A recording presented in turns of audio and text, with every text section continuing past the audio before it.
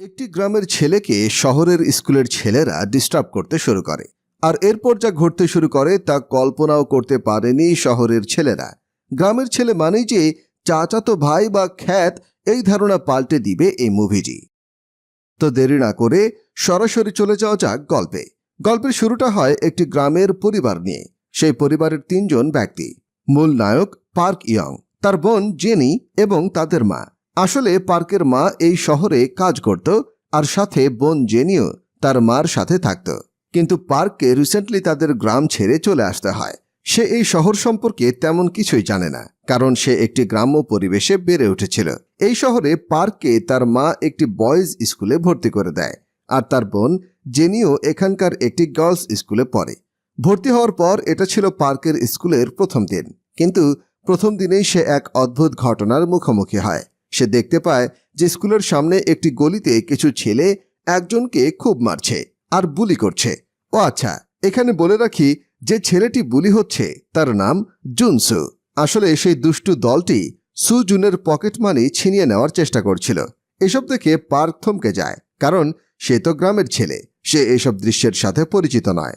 যাই হোক, পার্ক তো এই শহরে নতুন, তাই সে জায়গাটি থেকে কেটে পড়ে।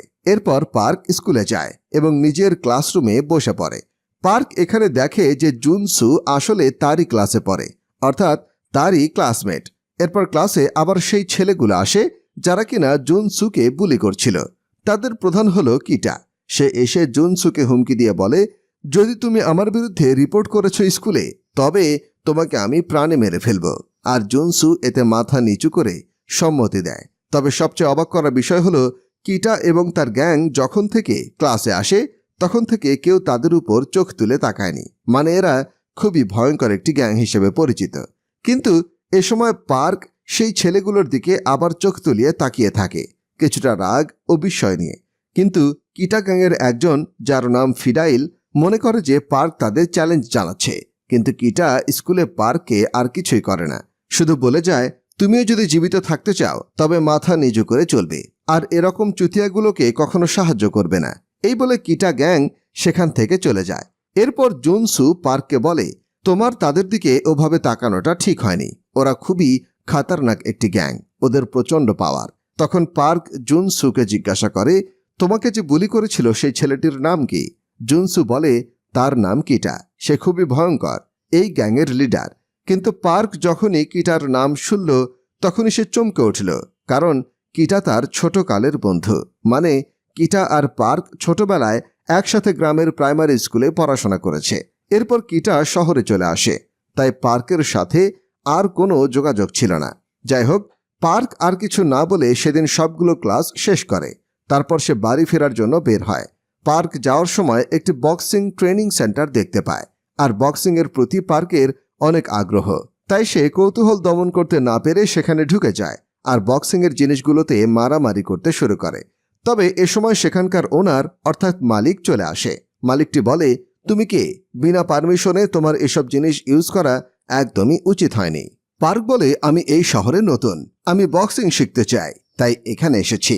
এরপর সেই ট্রেনার পার্ককে একটি ফর্ম দেয় আর বলে, এটা পূরণ করে কাল থেকে জয়েন করিও। কিন্তু পার্কের এতটা আগ্রহ যে সে আজ থেকেই প্র্যাকটিস করবে বলে জানায়। তো আর কি করার, ট্রেনারও তাই পার্ককে প্র্যাকটিস করায় অনেকক্ষণ। সব শেষে পার্ক ক্লান্ত হয়ে যায়, তাই বাড়ি ফিরতে ফিরতে অনেক লেট হয়ে যায়। সে বাসায় এসে দেখে রাতের 12টা বাজে। আর একসময় পার্ক হঠাৎ খেয়াল করে তার বোন এখনও ফিরে আসেনি। আর যেহেতু পার্কের মা রাতে ডিউটিতে যায়, তাই এটা হয়তো উনি জানেন না। পার্কের এদিকে ভীষণ চিন্তা হতে থাকে, কারণ একদিনেই এই শহর সম্পর্কে সে অনেক কিছু জেনে ফেলেছে। তাই পার্ক তার বোন জেনিকে কল করে। কিন্তু জেনি এ সময় একটি নাইট পার্টিতে বয়ফ্রেন্ডের সাথে মাস্তি করছিল। সে পার্কের ফোন ধরে বলে, আমার একটু লেট হবে। কিন্তু পার্ক আরও চিন্তিত হয়ে যায় যখন সে বুঝতে পারে তার বোন নাইট ক্লাবে গিয়েছে। তাই পার্ক তার বোনকে খুঁজতে বেরিয়ে পড়ে।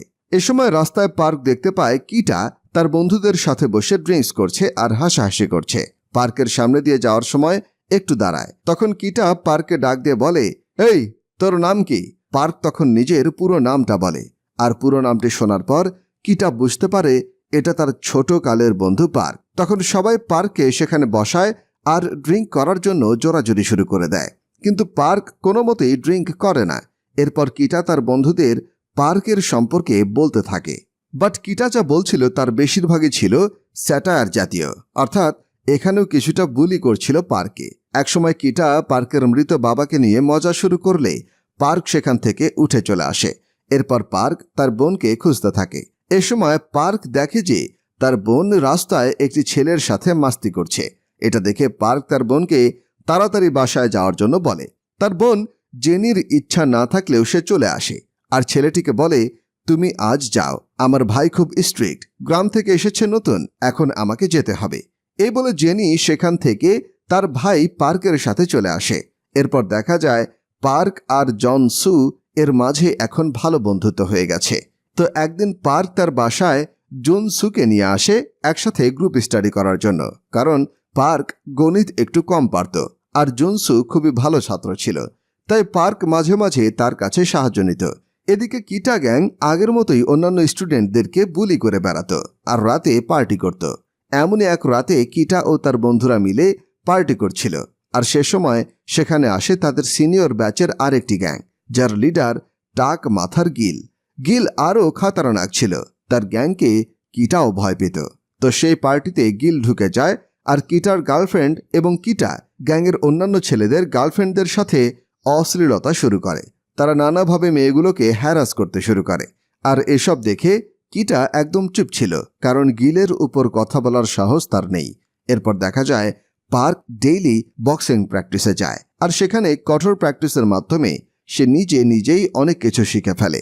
পরের দৃশ্যতে দেখা যায় ক্লাসের ভিতরে জুনসুকে আবার কিটা গ্রুপ বুলি করছে আর জুনসুর কাছে তার সব টাকা ছিনিয়ে নিচ্ছে। কিন্তু এবার এটা দেখে পার্ক আর চুপ থাকেনি। সে বলে ওঠে, এটা তোমরা ভুল করছো, এমন করবে না একদম। এটা শুনে কিটা গ্যাংয়ের শিষ্যরা বেশ উত্তেজিত হয়ে যায়। তারা পার্ককে মারার জন্য এগিয়ে আসে, তবে পার্ক অভিজ্ঞ ফাইটারের মতো একে একে সবাইকে মেরে ভাগিয়ে দেয়। তার সাথে যে শক্তিতে যেন কেউ পেরে উঠছিল না, তাই ফিরাইল এবং অন্যান্যরা সেখান থেকে পালিয়ে যায়। আর এ সময় কিটা বাইরে দাঁড়িয়ে দেখছিল। এরপর সেখানে কিটা চলে আসে। কিটা পার্ককে বলে, বাহ, ভালোই তো দেখছি মারামারি শিখে গেছিস, কিন্তু ভুলেও আমার পাল্লায় পড়িস না, না হলে তোর জান রাখবো না। এরপর কিটা তার গ্যাংয়ের সদস্যদের ছাদে গিয়ে বকাবকি করে খুব। ফিরাইল তখন কিটাকে বলে, আমাদের যেভাবেই হোক পার্ককে মারতে হবে। এদিকে পার্ক আরও কয়েকজন বন্ধু জুটিয়ে ফেলে। এর মাঝে হাকসু আর শাও আছে। এরপর এরা তিনজন মিলে লাঞ্চ করতে যায় একসাথে। তারপর সেখান থেকে তারা চলে যায় জিমে বসে বসে তারা হালকা ড্রিঙ্কস এবং নিজেদের সকল কথা একে অপরকে বলতে থাকে। আর এখানে বোঝা যায় তারা তিনজনই কিটার প্রতি বিরক্ত এবং রাগান্বিত। এ সময় ধীরে ধীরে তারা খুব ভালো বন্ধুতে পরিণত হয়।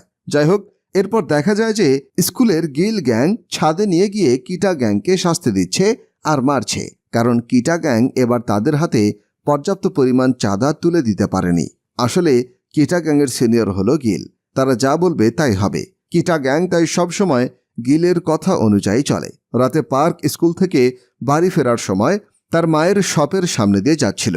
এ সময় পার্ক দেখে যে দোকানে দুজন ব্যক্তি তার মাকে জোর করে ড্রিঙ্কস করাচ্ছে আর সিডিউস করার চেষ্টা করছে নানাভাবে। এটা দেখে পার্কের খুব রাগ ওঠে। সে ভিতরে যাচ্ছিল, বাট কিছু একটা ভেবে এসে থেমে যায় আর সেখান থেকে চলে আসে।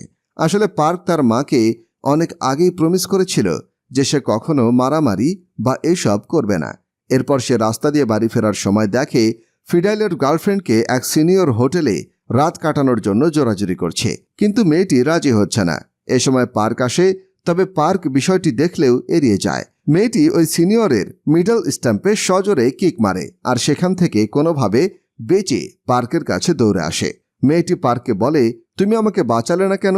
কিন্তু পার্ক কিছু না বলে সেখান থেকে চলে যায়। আর একটু সামনে গিয়ে পার্ক দেখতে পায় তার বোন জেনিকে একটা ছেলে কিছু বলছে আর মারছে।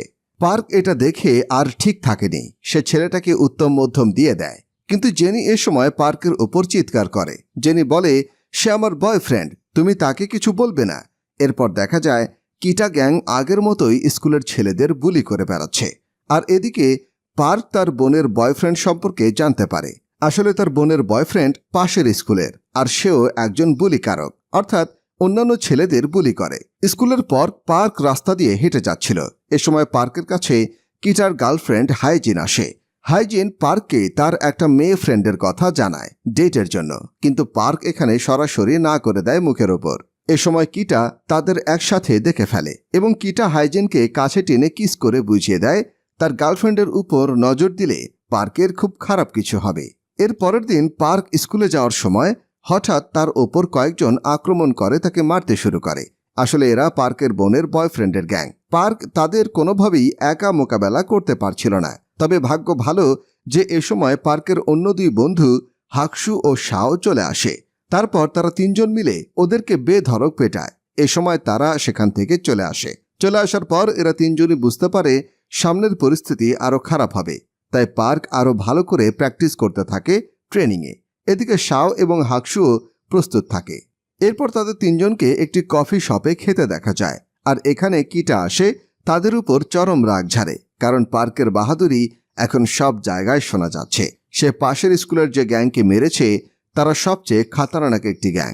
এ সময় হাকসু উঠে দাঁড়ায় এবং কিটার সাথে তর্ক করে, কারণ পার্ককে সাথে পেয়েও তাদেরও সাহস বেড়ে গেছে। যাই হোক, পার্ক এখন কোনো গোলমাল চাচ্ছিল না, তাই তার বন্ধুদের নিয়ে কফি শপ থেকে চলে আসে।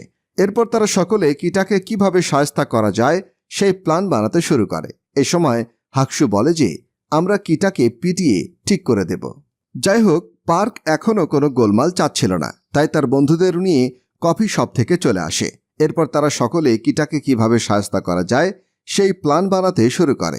এ সময় হাকসু বলে যে আমরা কিটাকে পিটিয়ে ঠিক করে দেব, কিন্তু পার্ক কিছুই বলে না। এখানে সে উঠে চলে আসে। যাওয়ার সময় কিটার গার্লফ্রেন্ড হাইজিন আবার পার্কের কাছে আসে। হাইজিন পার্ককে বলে চলো আমরা ডিনারে যাই। এরপর তারা একসাথে ডিনারে যায়, সুন্দর সময় কাটায়, আড্ডা দেয়। এ সময় হাইজিন পার্ককে বলে আমার ভয় করছে, প্লিজ তুমি আমাকে বাসায় দিয়ে এসো। পার্কও হাইজিনকে বাসায় এগিয়ে দিতে যায়। এ সময় হাইজিন বারবার পার্কের কাছাকাছি আসে, তার হাত ধরে। এ সময় বাসার কাছে আসার পর হাইজিন পার্ককে বলে সে তাকে ভালোবাসে, কিন্তু হাইজিনের কথায় পার্ক কিছুই বলে না। এ সময় হাইজিন হুট করে পার্ককে কিস করে বসে আর তারপর বাসায় চলে যায়। আর এদিকে পার্ক বাড়ি ফেরার সময় দেখে তার মায়ের সাথে সেই লোকটি আবার খারাপ কিছু করার চেষ্টা করছে। এটা দেখে পার্ক লোকটির জন্য অপেক্ষা করতে থাকে বাইরে।